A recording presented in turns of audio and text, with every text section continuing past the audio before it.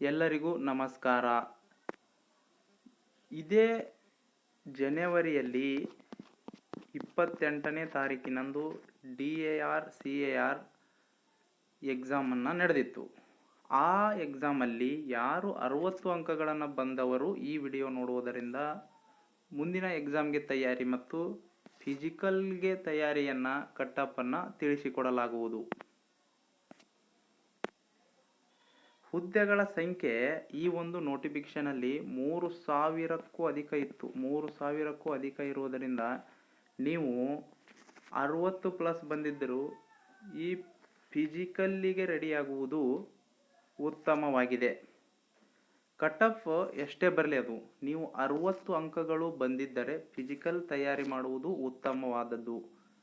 ಏಕೆಂದರೆ ಮುಂದಿನ ಎಕ್ಸಾಮ್ಗಳಲ್ಲಿ ಉತ್ತಮ ಅಂಕಗಳನ್ನು ನೀವು ಪಡೆದಿದ್ದರೆ ಆವಾಗ ಈ ಒಂದು ಎಕ್ಸ್ಪೀರಿಯನ್ಸನ್ನು ಸಿಗ್ತಕ್ಕಂಥದ್ದನ್ನು ನೀವು ಕಾಣ್ತೀರಿ.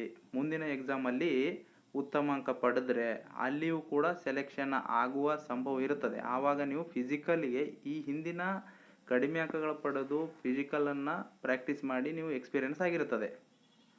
ಮುಂದಿನ ಎಕ್ಸಾಮ್ ಅಥವಾ ಪರೀಕ್ಷೆ ಏನಿದೆಯೇ ಅದರ ಕಡೆಗೂ ಕೂಡ ನಿಮ್ಮ ಗಮನವನ್ನು ಇಟ್ಟಿರುವುದು ಬಹಳ ಇಂಪಾರ್ಟೆಂಟು. ಡೈಲಿ ಓದುತ್ತಾ ಎರಡೂ ಮಾಡಬೇಕು. ನೀವು ಫಿಸಿಕಲ್ಲು ಮತ್ತು ಇದನ್ನು ಮಾಡಬೇಕು. 60 ಅಂಕ ಬಂದಿದೆ ನಂದು ಅಂತ ನೀವು ಹಾಗೆ ಕುಳಿತುಕೊಳ್ಳಬಾರದು.